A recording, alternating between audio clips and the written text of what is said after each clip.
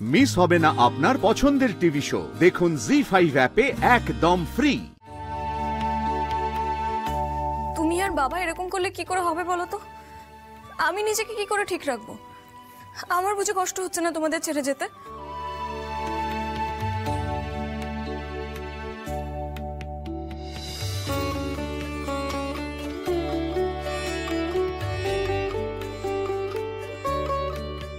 এই দেখো পাগল মেয়ে, এরকম শুভ দিনে কখনো কাঁদতে হয় নাকি? হ্যাঁ, তোমরা সেটা তোমাদেরকে বলো। একবার রিনি কাঁদছেন তো একবার তুমি কাঁদছো। মারে, বাবা মা হওয়ার যে কি জ্বালা মা হলে বুঝবি। শোন মা, কটা দিন পরে তোর একটা নতুন জীবন শুরু হবে। আমি জানি যে তুই খুবই বুঝদার, তুই খুবই ম্যাচিওর মেয়ে, কিন্তু তবুও তোকে কটা কথা বলি। দেখ মা, একটা নতুন বাড়ি, একটা নতুন পরিবেশ, নতুন মানুষ, সবকিছু কিন্তু তোর মনের মতন হবে না। তোকে কিন্তু মানিয়ে নিতে হবে। অবশ্য খারাপ কিছু, ভুল কিছুর সাথে একদমই মানিয়ে নিবি না, কিন্তু সেক্ষেত্রে অন্য মানুষটার ভুলটাকে ভালোবেসে যত্ন করে সেটাকে ঠিক করার চেষ্টা করতে হবে। আর এই ব্যাপারে কিন্তু তোর মা হলো চ্যাম্পিয়ন, বুঝলি? সে তো জানি, ছোটবেলা থেকেই তো মাকে দেখে আসছি। একদম প্রথম থেকে কিন্তু পর্ণার কাছে সবকিছু মনের মতো ছিল না। এই বাড়িতে সবকিছু আলাদা ছিল। আমি নিজেই কত অন্য রকমের ছিলাম। আমি তো ঠিক হয়েছি তোর মায়ের জন্য।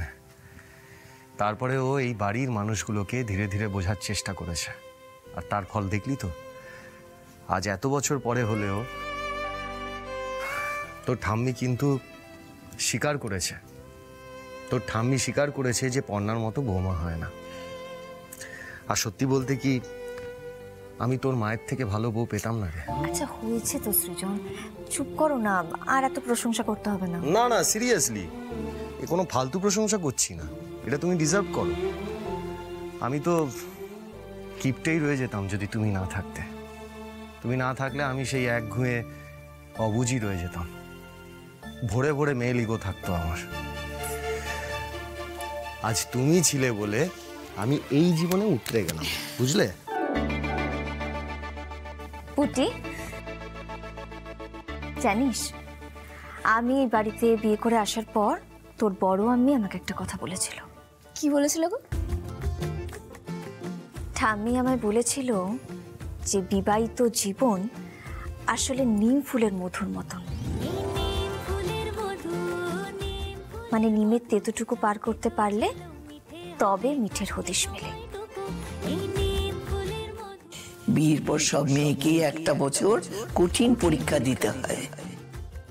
নিম ফুলের মধু, বুঝলে? তেতুটা পার হতে পারলে মধুটুকু স্বাদ পাবে। আমার বিশ্বাস তুমি পারবে। আমি নিজে আজ সেই মিঠের স্বাদ পেয়েছি বলে তোকে কথাটা বলছি।